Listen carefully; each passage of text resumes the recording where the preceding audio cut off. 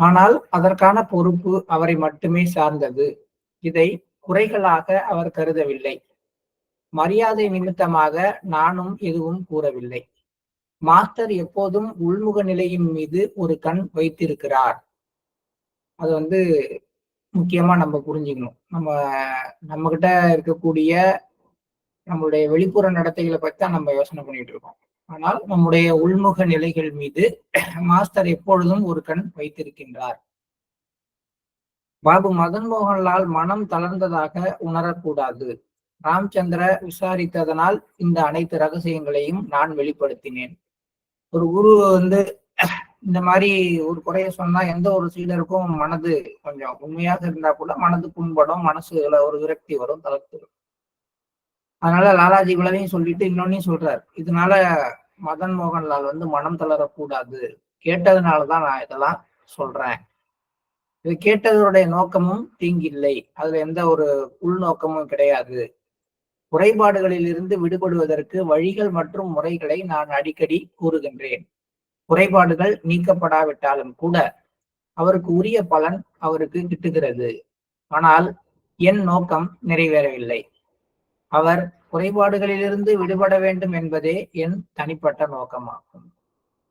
தொடர்ச்சியா லாலாஜி ஆரம்பத்திலேருந்தே நிறைய அவர்கிட்ட உள்ள பாபு மதன் மோகன்லால்கிட்ட உள்ள குறைபாடுகளை சுட்டி காட்டி கொண்டே வருகிறார். அதையும் அவர் ஒன்னும் மாத்திக்கிட்ட மாதிரி அதுக்கான முயற்சிகள்ல பெருசா இறங்கின மாதிரி இல்லை. ஆனாலும் கூட தொடர்ச்சியாக அவருடைய ஆன்மீக முன்னேற்றமானது வழங்கப்பட்டு கொண்டே வருகிறது. அதான் சொல்றாரு, அவருக்குரிய பலனை அவருக்கு கிடைச்சிக்கிட்டு தான் இருக்கு. ஆனா என்னோட நோக்கம் என்னவோ அது நிறைவேறலை. அவரை பர்ஃபெக்டா ஆக்கணும் அப்படின்னு நான் நினைக்கிறேன். அவருடைய ஷார்ட் கமிங்ஸ்ல இருந்து அவரை வெளியில கொண்டு வரணும்னு நினைக்கிறேன். அதுதான் என்னுடைய தனிப்பட்ட நோக்கம் அப்படின்னு லாலாஜி சொல்றாரு. ஏடி அத்தகைய விஷயங்களை ஆகா என்று பாராட்டுவது வழக்கம். ஏடியை பத்தி சொல்றாரு. இந்த ஏடிங்கிறது அவர் லாலாஜியுடைய ஒரு சொந்த தம்பியாக இருக்கலாம். ரகுபர் தயாள் அப்படின்னு சொல்லுவாங்க இல்லையா, அவராக இருக்கலாம் அப்படின்றதுதான் மாசு சொல்லும் பொழுது ஞாபகம் இருந்தது எனக்கு. பட் எனக்கு அது உறுதியா தெரியல. அவரு எப்படின்னு கேட்டா, இந்த மாதிரி பாபு மதன் மோகன்லால் மத்தவங்களை பத்தி குறை சொல்றாரு, போறாரு வர்றாருன்னா முதுகுல தட்டி கொடுத்து வெரி குட் வாரே வாரே குட் அப்படின்னு சொல்லுவாராம். அது மாதிரி அவருடைய குறைபாடுகளை கூட பயங்கரமாக கொஞ்சம் பாராட்டி பேசி அவங்கள தன் பக்கம் இழுக்கிறதுல ஏடி பெரியாள். நீங்கள் விரும்பினால் அவரிடமிருந்து அனைத்து குறைபாடுகளையும் முழுமையாக நீக்க முடியும். இது பாபுஜிக்கு சொல்றாரு. நீங்கள் விரும்பினால் அவரிடமிருந்து அனைத்து குறைபாடுகளையும் முழுமையாக நீக்க முடியும். ஆனால் உங்களுடன் ஒன்றாக இணைய வேண்டும். அதுதான் அவருக்கு ரொம்ப முக்கியம். பின்னர் உங்களால் இதற்கு மேல் வேறு எதிலும் கவனம் செலுத்த இயலாது. அப்படி அவர் உங்களோடு ஒன்றாக இணைந்தால் உங்களுடைய ஃபுல் அட்டென்ஷனும் அவர் மேல போயிடும். அவர் தனது உள்ளார்ந்த குறைபாடுகளுக்காக மனம் வருந்தி வெறுப்படைந்தால் நீங்கள் ஆழ்ந்து சென்று அவற்றின் இருப்பிடத்திலிருந்து அவற்றை வெளியேற்ற முடியும். இதுதான் 9 o'clock பிரேயருக்கு அப்புறம் பெட் டைம் பிரேயர்ல செய்யக்கூடிய வேலைக்கு அடித்தளம் இதுதான். ஒரு குருநாதர் ஒரு சீடனுடைய உள்ளத்துக்குள்ளார ஆழ்ந்து சென்று அவருடைய குறைபாடுகளை அகற்ற வேண்டும் என்றால் அதுக்கு சீடனுடைய மனநிலை, அவருடைய அணுகுமுறை எப்படி இருக்கணும்னா, அவர் தன்னுடைய உள்ளார்ந்த குறைபாடுகளுக்காக மனம் வருந்தி வருத்தப்பட்டால், வெறுப்படைந்தால் நீங்கள் ஆழ்ந்து சென்று அவற்றின் இருப்பிடத்திலிருந்து அவற்றை வெளியேற்ற முடியும். அதற்காக தான் இரவு நேரத்துல உறங்கும் முன் இழைத்த தவறுகளுக்காக மனம் வருந்தி இனிமே இந்த மாதிரி ஒரு தவறு செய்ய மாட்டேங்கிற ஒரு எண்ணத்தோட நீங்க அதை சமர்ப்பிக்கணும் அப்படின்னு பாபுஜி கேட்கிறார். ஏன்னா லாலாஜி இந்த டெக்னிக்கே இங்கதான் சொல்றார். அவர் என்ன சொல்றாரோ அதை எல்லாத்தையும் எங்கெங்க வச்சு ஒரு ஒரு பயிற்சி முறையை கட்டமைக்க முடியும் அப்படின்னு பாபுஜி பார்த்துட்டே இருக்கார். தான் கூடவே இருக்கின்ற பாபு மதன் மோகன்லால்கிட்ட அவ்வளவு ஒரு நெருக்கமான ஒருத்தர்கிட்ட, லாலாஜியோட கூட இருந்த ஒருத்தர்கிட்ட, லாலாஜி காலத்து பிஷப்கிட்ட அவ்வளவு குறைபாடுகள் இருக்கு. அந்த குறைபாடுகளை நீக்கிறதுக்கு லாலாஜி சொல்ற சூட்சுமமான ரகசியம் என்னன்னா, நீங்க அவ கூட இருந்து அவருக்கு எல்லாத்தையும் நீக்கலாம். ஆனா எப்ப நீக்கலாம் என்றால் அவருடைய மனதுல அவரே ரொம்ப வருந்தி என்கிட்ட இந்த மாதிரி குறைபாடெல்லாம் இருக்கே, இது நீங்கன்னா நல்லா இருக்குமே அப்படின்னு தன்னை பற்றி நினைத்து தானே வெறுப்படைந்து ஆழ்ந்து செல்லும் பொழுது அப்ப நீங்க உள்ள போய் ரூட்ல இருந்து அந்த விஷயத்தை எடுக்க முடியும் அப்படின்னு சொல்றாரு. பாபுஜி அதை செய்ய முயற்சி பண்றார். இதையே எல்லாருக்கும் செய்யணும் அப்படின்றதுக்காக அதை ஒரு 10வது நியமமாகவும் எழுதி வைக்கிறார். ஆனால் அதில் உள்ள பிரச்சனை என்னவென்றால் மீண்டும் அவை உருவாவதற்கு அவர் இடமளிப்பார் என்பதுதான். இது பாத்தீங்களா, இதுக்காகத்தான் அந்த 10வது நியமத்தை எழுதும்பொழுது பாபுஜி இன்னொரு வரியை சேர்க்கிறார். என்ன சேர்க்கிறார்னா, இனிமேலும் இந்த தவறுகளுக்கு மீண்டும் இடம் கொடுக்க மாட்டேன் என்ற சங்கல்பத்துடன் அப்படின்னு. அப்ப ஒரு ஒரு பயிற்சி முறையை வடிவமைக்கிற பாபுஜி அதை எந்த எந்த இடத்துல இருந்து லாலாஜி சொல்லக்கூடிய என்னென்ன விஷயங்களை எல்லாம் மனதுல எடுத்துக்கொண்டு வடிவமைச்சிருக்கிறார் அப்படின்னு பார்ப்போம். அதுதான் அவருடைய பியூட்டி. ஆக இதுல 2 விஷயம். ஒண்ணு இழைத்த தவறுகளுக்கு மனம் வருந்தி மன்னிப்பு கேட்கணும். 2வது விஷயம், மீண்டும் அந்த தவறுகளுக்கு இடம் கொடுக்க மாட்டேன் அப்படிங்கிற சங்கல்பம் இருக்கும். ஏன்னா மனம் வருந்தி மன்னிப்பு கேட்டா ரூட் வரைக்கும் போய் அதை ரிமூவ் பண்ணலாம். ஆனா திரும்பி அந்த தவறை செஞ்சா அதே பதிவு தான் ஏற்படும். அப்ப செய்யாம இருக்கணுங்கிற அந்த சங்கல்பமும் அங்கே உருவாக வேண்டும். நீங்கள் அவருடன் உங்களை இணைத்துக் கொண்டால் 24 மணி நேரமும் அவர் மீது நீங்கள் ஒரு கண் வைக்க வேண்டிய அவசியம் ஏற்படும். அந்த அளவுக்கு அவருடைய குறைபாடுகள் இருக்கு. அதனால நீங்க அவரை இணைத்துக் கொள்வதை பத்தி யோசனை பண்ணுங்க அப்படின்னு சொல்றாரு. பாபுஜிக்கு இந்த தோற்றம் விஷனா இருக்கு. மதிப்பிற்குரிய லாலாஜி தனது மனோபலத்தை உபயோகித்து முயற்சி செய்யுமாறு அவரிடம் கேளுங்கள். நீங்க என்ன முயற்சி பண்றீங்கன்னா, அவரை உங்களோட இணைத்து கொண்டு உங்களுடைய கட்டுப்பாட்டுல வைத்து அவரை சரி பண்றதுக்கு முயற்சி பண்றீங்க. ஆனா இதை விட பெட்டர் என்னன்னா, அவர் தன்னுடைய சொந்த மனோபலத்தை உபயோகிக்க வேண்டும். தன்னுடைய வில் பவரை பயன்படுத்தி அவர் வெளியில வர முயற்சி பண்ற பட்சத்துல அவருடைய மனோபலத்துக்கு நீங்க உறுதுணையாக இருக்கலாம், அதை அதிகரிக்கலாம் அப்படிங்கிற அதுவும் அதே பலனை அளிக்கக்கூடும். அவரது குணம் சீர்கேடு அடைந்ததற்கு நான் இந்த உலகை விட்டு சென்றதும் ஒரு காரணமாக இருக்கும். நான் மட்டும் உயிரோட இருந்திருந்தேன் அப்படின்னா இந்த அளவுக்கு அவருடைய குணம் சீர்கேடு அடைய நான் விட்டிருக்க மாட்டேன். நான் அங்க இல்லைங்கிறதுனால அவருக்கு கொஞ்சம் நஞ்சம் பயம் இருந்தது போயிடுச்சு. அதனால அவர் இஷ்டத்துக்கு இருக்கிறாரு. அப்பா இல்ல வீட்டுல, அம்மா இல்ல வீட்டுலன்னா குழந்தைக்கு ஒரு பயம் போய் அது குறும்பு பண்ற மாதிரி நான் அங்கு இல்லை என்கின்ற ஒரு காரணத்தினால் நான் அங்கிருந்த பயத்திலிருந்து அவர் விடுபட்டார். ஒவ்வொரு பிரிசெப்டரும் தனது சொந்த மனோபலத்திற்கு அடிமையாகின்றனர். இந்த குற்றச்சாட்டு அனைவர் விஷயத்திலும் உள்ளது. இது எல்லா பிரிசெப்டருக்குமான அறிவுரை. பிரிசெப்டர் ஒருத்தர் எந்த ஒரு பிரிசெப்டரும் எங்க பிரச்சனை ஆகுது அப்படின்னா, தன்னுடைய சொந்த மனோபலத்திற்கு தானே அடிமையாகி அது சொல்ற வழியில தொடர்ந்து பயணிக்க ஆரம்பிக்கிறாங்க. இது பாபு மதன் மோகன்லாலுக்கு மட்டுமல்ல, எல்லா பிரிசெப்டர்களுக்கும் உள்ள பிரச்சனை அப்படிங்கிறத சொல்றார். ஒரு நிறுவனத்தில் தலைவரோ அல்லது மேலதிகாரியோ இல்லை எனில் இந்த குறைபாடு உள்ளே நுழைந்து விடுகின்றது. எல்லாத்துக்கும் ஒரு தலைமை அதிகாரி வேணும். தலை இல்லை அப்படின்னா வால் ஆடாது அப்படின்னு சொல்றாங்க.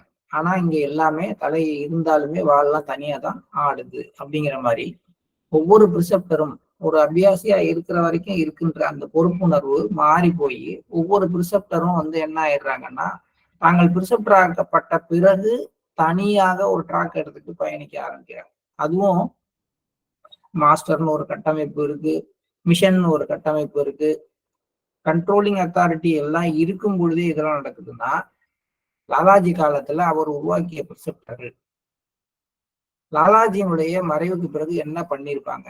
அவங்களுக்கு எந்த விதமான கட்டுப்பாடும் கிடையாது. அவங்க நினைச்சதுதான் சட்டம். அவங்க நினைச்ச மாதிரிலாம் அபியாசிக்கு ட்ரைனிங் கொடுக்க ஆரம்பிச்சாங்க. அவங்க நினைச்சதெல்லாம் பேச ஆரம்பிச்சாங்க. அதான் அவர் சொல்றாரு, ஒரு நிறுவனத்தில் தலைவரோ அல்லது மேலதிகாரியோ இல்லை எனில் இந்த குறைபாடு உள்ளே நுழைந்து விடுகிறது.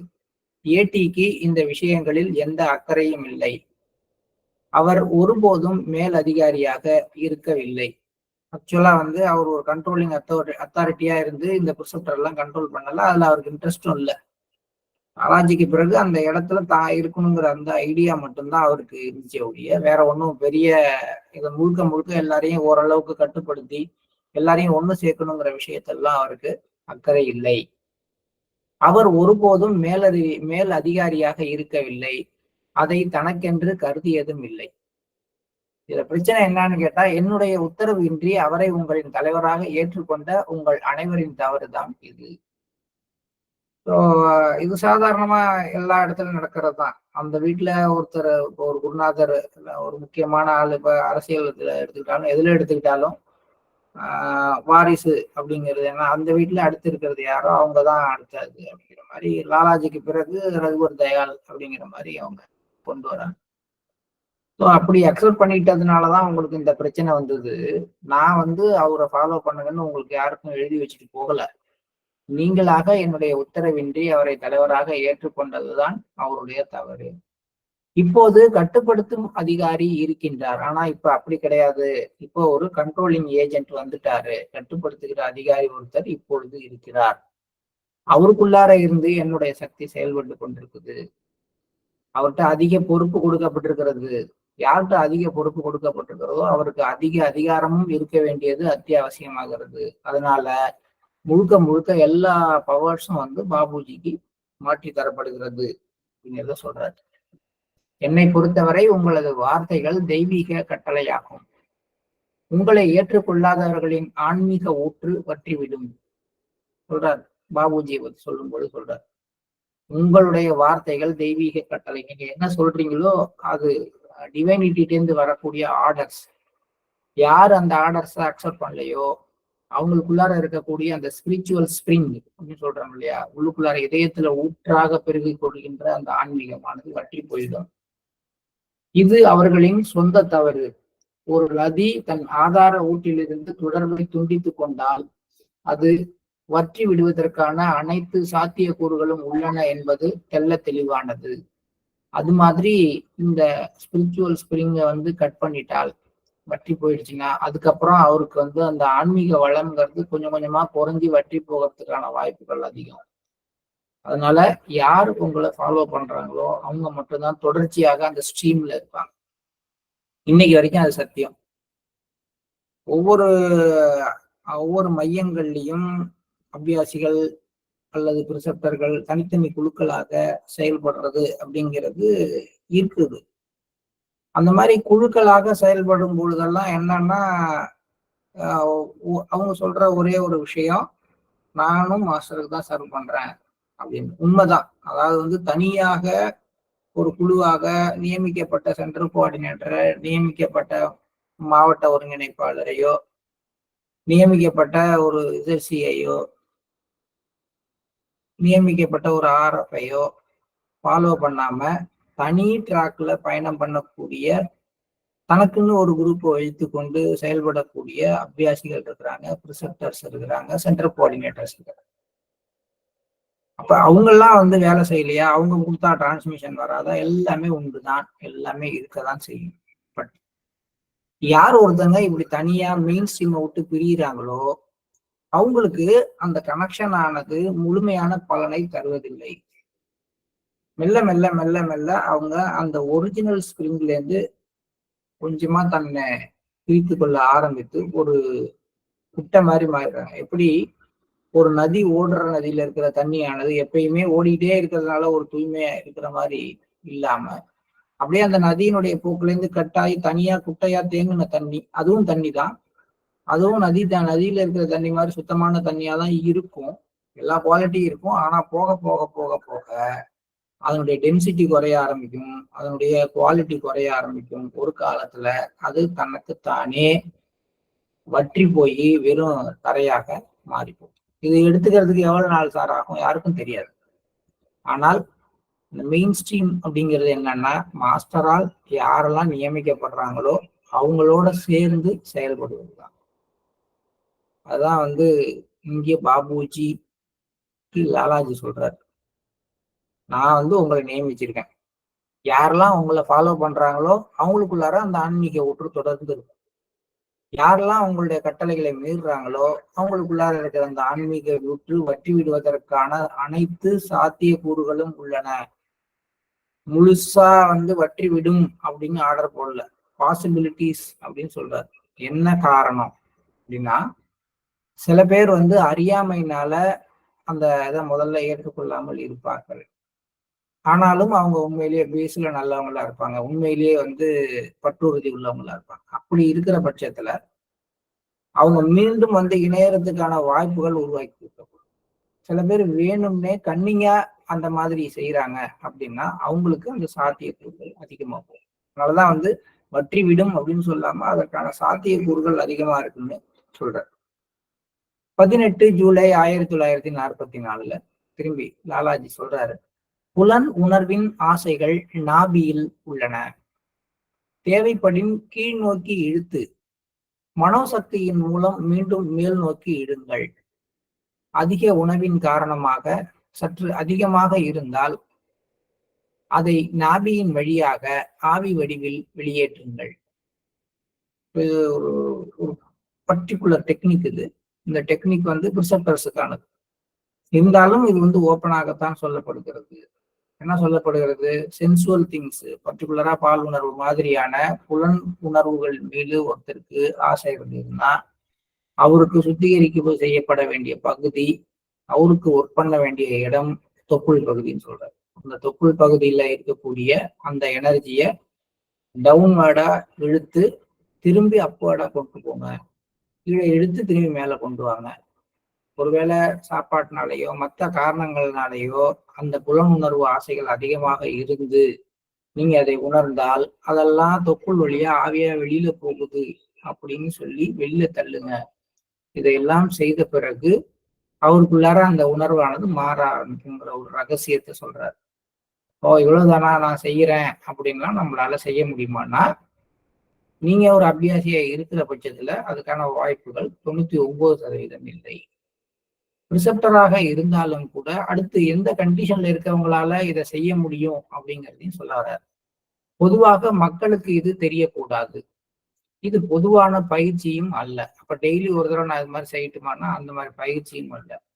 ஒருவேளை கவர்ச்சிக்காக வரம்புக்கு மேல் அவர்கள் சக்தியை எழுப்பினார்கள் என்றால் அதை கையாளுவதும் கட்டுப்படுத்துவதும் கடினம். இது மேல யாரும் விளையாட கூடாது. ஒருவேளை அவங்க கண்ட்ரோலை விட்டு வெளியில போயிடுச்சுன்னா அவங்களுடைய கண்ட்ரோலே இல்லாம அவங்க ஒரு மோசமான நிலைமைக்கு போக ஆரம்பிப்பாங்க. அதனால செல்ஃப் கண்ட்ரோல் இருக்கிற ஒருத்தரால தான் இதை செய்ய முடியும். அதோட இல்லாம அவருடைய ஆன்மீக நிலை எப்படி இருக்கும்ன்றதையும் சொல்றார். நான் இதை உங்களிடம் கூறியுள்ளேன் ஏனென்றால் நீங்கள் கிட்டத்தட்ட அதை அழித்து விட்டீர்கள். உங்கள்கிட்ட புலனுணர்வுகள் அப்படிங்கிறதுனுடைய எந்த ஒரு மிச்ச சொச்சமும் இல்லாம கம்ப்ளீட்டா அதை நீங்க அழித்து விட்டதுனால உங்களுக்கு அந்த தகுதி இருக்கு. இது சம்பந்தமாக சரியாக மதிப்பீடு செய்ய வேண்டும். ரொம்ப பக்காவா வந்து ஃபுல் கான்சென்ட்ரேஷனோட எந்த அளவுக்கு அந்த சக்தி எழுப்பப்பட வேண்டும் அப்படிங்கிறத முடிவு பண்ணி துல்லியமாக வேலை செய்யணும். தேர்ந்தெடுக்கப்பட்டவர்கள் மட்டுமே இதை பயன்படுத்த வேண்டும் என்பதற்காகவே இதை நான் உங்களிடம் கூறுகிறேன். தேவைக்கு அதிகமாக சக்தியை எழுப்பும் சாத்தியத்தை தவிர்ப்பதற்காக நம் அமைப்பில் இந்த புள்ளிக்கு எந்த ஒரு குறிப்பிட்ட முக்கியத்துவமும் அளிக்கப்படவில்லை. ஏன்னா அதனாலதான் வந்து நம்ம ஹார்ட்டுக்கு கீழே இருக்கிற எந்த ஒரு பாயிண்ட்டையும் பொதுவாக எடுத்துக்கொள்வது இல்லை. காரணம், இதுல இருந்து இந்த புள்ளிகள்ல இருந்து எழுப்பப்படுகின்ற சக்திகள் மேல முழுமையான ஆளுமை ஒருத்தருக்கு வேண்டும். அது ஒண்ணு. அதுக்கு அவங்க புலனுணர்வு சம்பந்தமான விஷயங்கள்ல இருந்து விடுபட்டு தன்னைத்தானே வந்து மட்டுப்படுத்தி கொண்டவராக இருக்க வேண்டும். அதனாலதான் இந்த புள்ளிகள் மீது நம்ம அதிக கவனம் செலுத்துறத இல்லை. இதை பத்தி நம்ம பேசுறதும் இல்லை. இந்த புள்ளி போதுமான அளவிற்கு சுத்திகரிக்கப்பட்டு அதன் மீது முழு ஆளுமை பெற்றவரால் மட்டுமே இந்த புள்ளியை சரியான முறையில் கையாள முடியும். துருவ நட்சத்திர நிலையை அடைந்தவர் யார் வந்து அந்த துருவர்கள் அப்படிங்கிற கண்டிஷன் அடைகிறாங்களோ, போல் ஸ்டார் அப்படிங்கிற கண்டிஷன் அடைகிறாங்களோ அவங்களாலதான் இதை செய்ய முடியும். அதனாலதான் நான் முன்னாடியே சொன்னேன், உங்களுக்கு நாபியை பத்தியும் அங்க வந்து சென்சுவல் திங்ஸ் எப்படி அங்கிருந்து அந்த இடத்துல இருக்கக்கூடிய எக்ஸ்ட்ரா எனர்ஜியை எப்படி ரிமூவ் பண்றதுங்கிறத பத்தியும் சொன்னாலும் கூட இது ஆர்டினரியா ஒரு அபியாசியோ அல்லது வந்து ஒரு ப்ரிசெப்டரோ செய்யற டெக்னிக் கிடையாது. இது பாபுஜிக்கு சொல்லப்படுது. அடுத்து யாருக்கு சொல்றாரு? இதை செய்யறவங்க எப்படிப்பட்டவங்களா இருக்கணும், ஏன் அப்படிங்கிற அந்த விஷயங்கள்லாம் சொல்றாரு. யாரா இருக்கணும் அப்படின்னா புலனுணர்வுகள்ல இருந்து தான் முழுக்க விடுபட்டவராக இருக்க வேண்டும். ரெண்டாவது, போல் ஸ்டார் அப்படிங்கக்கூடிய அந்த துருவ நட்சத்திர நிலை வரைக்கும் உயர்ந்தவராக இருக்க வேண்டும். அப்ப ரிஷிகள் முனிகள் கூட இந்த நாவி விஷயத்துல ஒர்க் பண்ண முடியாது, அதை தாண்டினவங்களாக இருக்கணும் அப்படின்னு அவரு சொல்றார். ஏனெனில் அவர் இந்த புள்ளி மீது தேர்ச்சி பெற்றிருப்பார். இருப்பினும் அவர் முன்னெச்சரிக்கையாக இருக்க வேண்டும். எக்ஸ்கேவிற்கு இந்த புள்ளியில் அதிக சுத்திகரிப்பு தேவைப்படுகிறது. எக்ஸ்கே அப்படிங்கிறத பத்தி முதல்ல இருந்து சொல்லிட்டு வர்றாரு. அவருக்கு வந்து இந்த பாலுணர்வு சம்பந்தமான நிறைய பிரச்சனைகள் இருக்கு, அந்த எண்ணங்களை அவர்கிட்ட இருந்து எடுத்து விடணும் அப்படிங்கிறதையும் முதல்ல இருந்தே பல இடங்கள்ல சொல்லிட்டு வர்றாரு. இங்கேயும் திரும்பி லாலாஜி சொல்றாரு, எக்ஸ்கேவிற்கு இந்த புள்ளியில் அதிக சுத்திகரிப்பு தேவைப்படுகிறது. ஏனென்றால் இந்த குறைபாட்டை அவர் முற்பிறவியிலிருந்து கொண்டு வந்துள்ளார்.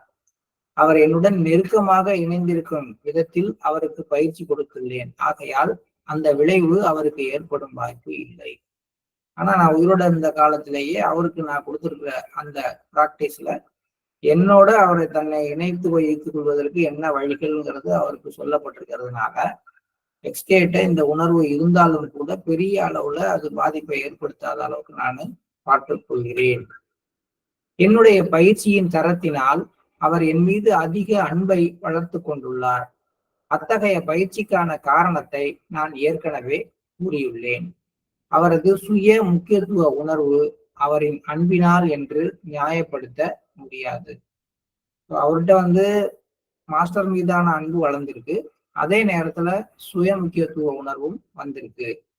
இது ரெண்டும் இருக்கிறதுனாலதான் அவருக்கு வந்து முழுசா லாலாஜியினுடைய பயிற்சியின் பலனை அடையவில்லை. அதற்கான திறன் அவரிடம் இல்லை.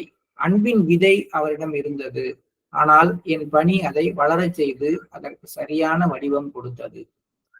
டிஎஸ் வந்தபோது தூய்மையாக இருந்தார். இதன் பொருள் அவர் அதிலிருந்து முற்றிலுமாக விடுபட்டிருந்தார் என்பது அல்ல. இதை யாரிடமும் வெளிப்படுத்த வேண்டாம் என்று எச்சரிக்கையுடன் இருக்குமாறு பாபு மதன் மோகன்லாலுக்கு அறிவுறுத்துங்கள். இது எல்லாத்தையும் சொல்றாரு. எல்லார பத்தியும் குறிப்பிட்டு சொல்லிட்டு இந்த விஷயங்கள் எல்லாம் ரகசியமா வச்சுக்கணும் ஒழிய இதை யாருக்கும் சொல்லக்கூடாது அப்படின்னு சொல்றாரு. எப்ப 1944 அந்த ரகசியங்கள்லாம் இப்ப வந்து நம்ம அபியாசிகள் அத்தனை பேரும் படிக்கக்கூடியதா, ஏன் அபியாசிகளை தாண்டி இது வந்து நெட்ல கிடைக்கிற புக்கு அப்படிங்கிறதுனால உலகத்துல இருக்கிற யார் வேணாலும் படிக்கக்கூடியதாகத்தான் மாஸ்டர் பண்ணியிருக்காரு. ஆனா என்னன்னா, யார் ஒருத்தருக்கு மாஸ்டர் விரும்புறாரோ அவங்களுக்கு மட்டும்தான் இதுல உள்ள ரகசியங்கள் புரிய ஆரம்பிக்கும். மற்றவங்களுக்கு இது வெறும் வரிகளாகவே இருக்கும். வேறொருவரின் குறைபாட்டை காணும் பொழுது சிறிது நேரத்திற்கு அதற்கான எதிர்வினையை உணர்ந்தால் நோக்குபவரிடமும் அதே குறைபாடு விரைவடிவில் இருக்கும். இது வந்து ஏற்கனவே நம்ம படிச்சிருக்கோம். இன்னொருத்தட்ட ஒரு குறைபாடு இருக்கு அப்படிங்கிறத பார்த்த உடனே உங்களுக்கு அது மேல ஒரு ஒரு வெறுப்பு வருது, ஒரு எதிர்வினை ஆற்றுகிறீர்கள் என்றால் உங்களிடமும் அந்த குறைபாடு இருக்கு அப்படின்னா. சிம்பிளா ஒரு எடுத்துக்காட்டு சொல்லணும்னா, நீங்க சிகரெட்டு குடிச்சிக்கிட்டு இருந்து இப்ப விட்டவரா இருக்கிறீங்கன்னு வச்சுங்களேன். உங்களுக்கு முதல்ல யார் மேல கோபம் வரும்னா, உங்க பக்கத்துல யாராவது சிகரெட்டு குடிக்கிறாங்கன்னா அவங்க மேலதான் கோபம். ஏன்னா உங்கள்கிட்ட ஏற்கனவே அந்த குறைபாடு இருந்து அது கொஞ்சம் விதையா இருக்கு. இப்ப அதை விட்டுட்டு வெளியில வந்திருக்கீங்க. இப்ப பக்கத்துல எவனாவது நின்று குடிச்சானா உடனே உங்களுக்கு வந்து அவங்க கொஞ்சம் கூட சென்ஸே இல்லை, இந்த மாதிரி பண்றாங்க அப்படின்னு சொல்ல தோணும். இது நார்மலா சிகரெட்டு மேலேயே வந்து ஒரு ஈடுபாடே இல்லாத ஆள் வந்து 10ஓட 11 போயிடும். ஆனா அதை பயன்படுத்திட்டு நிறுத்துறவருக்கு யாரு அதை குடிச்சாலும் அவங்கள பாக்குறப்ப கோவம். அப்ப இந்த குறைபாட்டுக்கு எதிர்வினை ஆற்றுகிறீர்கள் என்றால் நோக்குபவரிடமும் அதே குறைபாடு விதை வடிவில் இருக்கும். கொஞ்ச நேரத்துக்கு அப்புறம் அந்த எதிர்வினை மறைந்து விட்டால் அது பற்றுதலால் ஏற்பட்டது. கொஞ்ச நேரம் தான் இருக்கு, அதுக்கப்புறம் சரி விடு அடுத்ததுக்கு போவோம் அப்படின்னு போயிட்டால் அது அது பற்றுதலால் ஏற்பட்ட குறைபாடு அப்படிங்கிறத நம்ம எடுத்துக்கலாம். ஒருவர் தவறிழைக்கும் பட்சத்தில், குறிப்பாக மற்றவர்களுடன் உரையாடும் பொழுது தவறு செய்து விட்டால் அதற்காக அவரிடம் மன்னிப்பு கேட்க வேண்டும். பேசும்பொழுது ஏதாவது தப்பா பேசிட்டால் உடனடியாக மன்னிப்பு கேட்கணும். இதயத்தோட அடி ஆழத்தில் இருந்து கண்ணீர் நிறைந்த கண்களுடன் மன்னிப்பு கோருகையில் அந்த தவறின் வேகம் அதே அளவிற்கு வலுவிழந்து விடுகிறது. ஆனால் அப்படி கூறியதற்கு வருத்தம் கொள்ளாவிடில் அது பிரச்சனை ஆகிறது. இது லாலாஜி சொல்ற அடுத்த கைட்லைன். யார்கிட்டயாவது பேசும்பொழுது வாய் தவறி தப்பா பேசிட்டால் சாரி கேட்டுருங்க. அதோட இல்ல, அது வந்து சும்மா வாய் வார்த்தையான சாரியா இருக்கக்கூடாது. அது ஒரு ரொம்ப இதயத்தோட அடியாழத்திலிருந்து கண்ணீர் மல்க கேட்க வேண்டும். அப்படி வருத்தம் கொள்ளாவிடில் நீங்க பேசியதால் ஏற்பட்ட விஷயங்கள் ஒரு பிரச்சனையாக மாறிவிடுகின்றது. மேலும் அதைவிட முக்கியமா, தான் கூறிய அனைத்தும் சரியானதே மற்றும் தான் கூறியதே சரி என்று கருத ஆரம்பித்தார் என்றால், எதிரே இருப்பவருக்கு அந்த உரையாடல் பிடிக்கவில்லை மற்றும் அத்தகைய பேச்சினால் அவர் காயப்பட்டுள்ளார் என்பதற்கான அது அறிகுறியாகும்.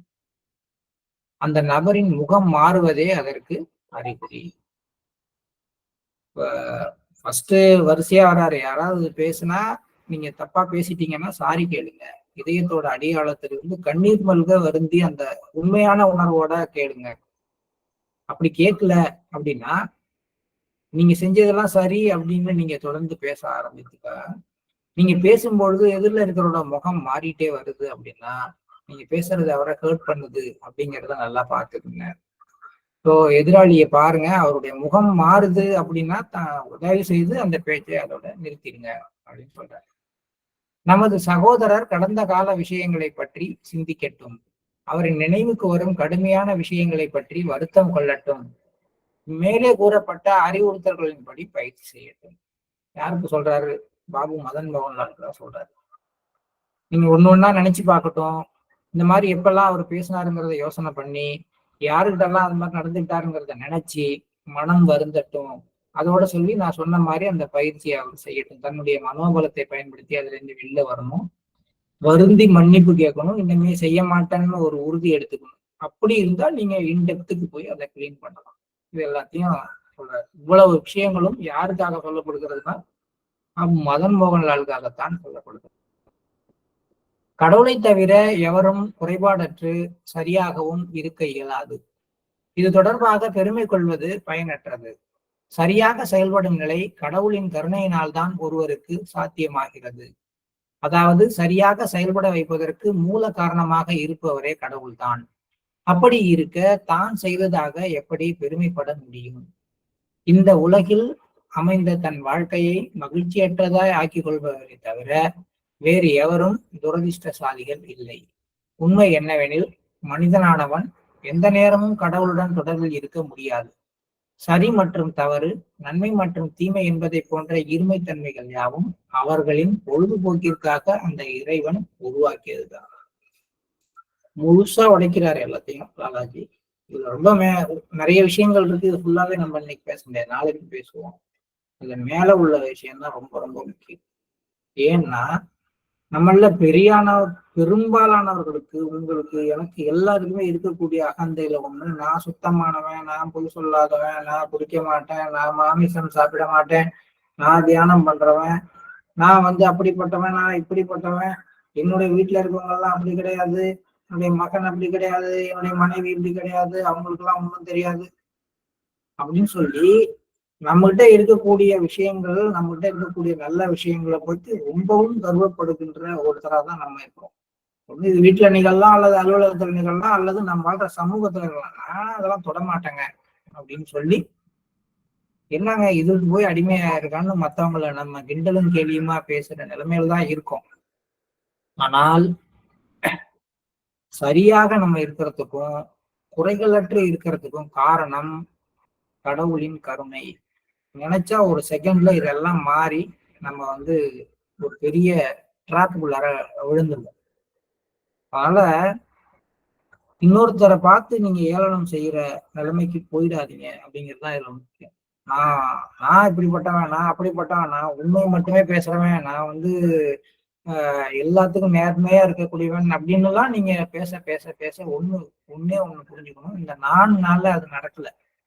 நீங்கள் உண்மையாக இருப்பதற்கு, நேர்மையாக இருப்பதற்கு, மது அருந்தாமல் இருப்பதற்கு, மாமிசம் சாப்பிடாமல் இருக்கிறதுக்கு, மற்ற தவறுகள் எதிலேயே ஈடுபட்டு உங்க வாழ்க்கையை இழந்துடாமல் இருப்பதற்கான ஒரு கருணையான பாதுகாப்பு கடவுளால கொடுக்கப்பட்டிருக்கிறதுனால நீங்க இருக்கீங்களே ஒழிய, இல்லைன்னா அந்த எண்ணமே உங்களுக்குள்ளார வர்றதுக்கு வாய்ப்பு இல்லை.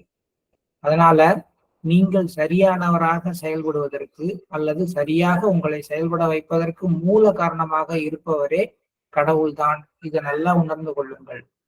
அப்படி இருக்க தான் செய்ததாக நீங்கள் எப்படி பெருமைப்பட முடியும்? அவங்களுக்குள்ளார யாருக்குள்ளார இந்த கர்வம் இருந்தாலும் இது உடையணும் முதல்ல. நான் ஒழுங்கா தியானம் பண்றேன் அப்படின்னா கூட அது கூட மாஸ்டருடைய கருணையால தானே ஒழிய என்னுடைய ஒரு குவாலிட்டி எதுவும் அதுல கிடையாது.